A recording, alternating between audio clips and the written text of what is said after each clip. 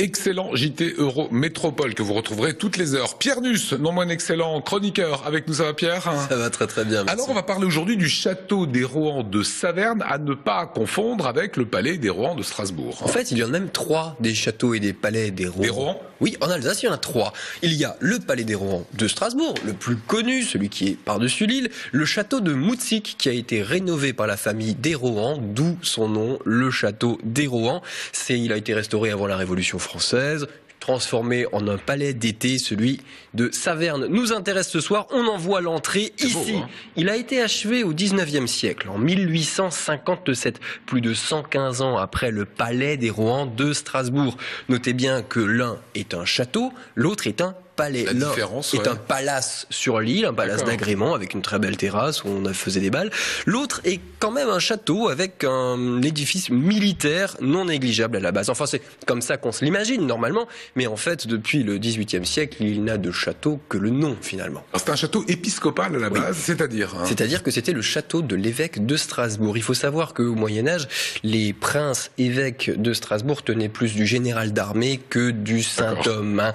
Et depuis 1262 et la bataille de Auersbergen, où Strasbourg a flanqué dehors son évêque, eh bien, les relations étaient relativement tendues. Donc, les troupes épiscopales, les troupes de l'évêque étaient stationnées à Saverne, dans un château, où l'évêque avait également son siège. Le siège épiscopal de Strasbourg était délocalisé à Saverne. Là, c'est une représentation du XVIIIe siècle, où on voit ce château avant un incendie. Un incendie terrible, et la reconstruction, selon ces plans que nous voyons ici, redémarre en 1779. Reconstruction à l'identique? Eh bien non, puisque l'imagination de Louis-René Édouard de Rohan-Guéméné, que vous voyez ici, qui est prince de Rohan et aussi cardinal évêque de Strasbourg, il a une idée d'embellissement, de changement, et surtout, il a besoin de fonds immenses pour reconstruire, et à son goût, selon le style de l'époque. Les techniques militaires ont changé, donc autant se faire carrément plaisir. Le cardinal de Rohan fait appel à un architecte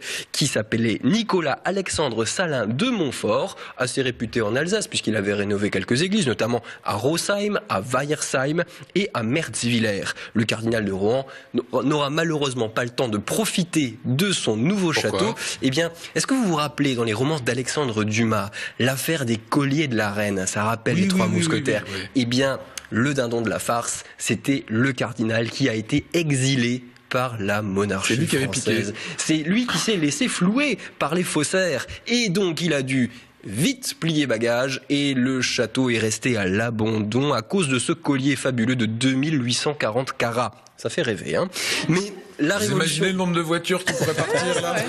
La Révolution française est passée par là, le château reste en l'état, il n'y a pas de décoration intérieure qui est faite. À la Révolution, comme c'est un bien du clergé qui appartient à l'évêque, il est forcément nationalisé. C'est ça, retour à l'état. Voilà, donc on retour à l'état, mais retour en l'état, puisqu'il ne bougera plus. Il a même frisé la démolition pure et simple. Et en fait, c'est Napoléon III qui le sauve. Oui, Napoléon III, l'empereur qui va sauver le château de la démolition. Et tout ça dans le style néoclassique, il va redécorer. On voit quelques images de l'intérieur. C'est les ors de la République. Oui, voilà, c'est surtout une idée. Napoléon III, on voit l'espace Rohan d'ailleurs ici, qui est aussi une salle de spectacle, on en reparlera tout à l'heure. Napoléon III a l'idée d'héberger les veuves et les officiers des hauts fonctionnaires et de l'état-major qui sont tombés en service au combat. Donc Saverne voit arriver à cette époque-là, à la fin du 19e siècle, du gratin, vraiment du gratin impérial. L'Alsace de l'époque. Voilà, l'Alsace redevient allemande en 1871, donc le château est transformé rapidement en caserne allemande. En 1918, rebelote, mais cette fois ça devient une caserne française. Et en 1952, tout l'édifice devient la propriété de la commune de Saverne, avec à l'intérieur, tenez-vous bien, le musée d'art et d'histoire, le relais culturel de Saverne, l'école primaire du centre, une auberge de jeunesse, la police municipale de Saverne, le club vosgien et des salles de conférences un peu partout. Donc il y a beaucoup d'activités actuellement dans le château des Rohan de Saverne. Et si vous vous sentez l'âme... Il y avait ou il y a encore? Il y a encore, bien sûr, toujours encore. Et si vous vous sentez l'âme romantique, ces jardins sont magnifiques. Baladez-vous, vous allez voir, longez le bassin du château. C'est une très belle idée de visite à Saverne. Exactement. Et une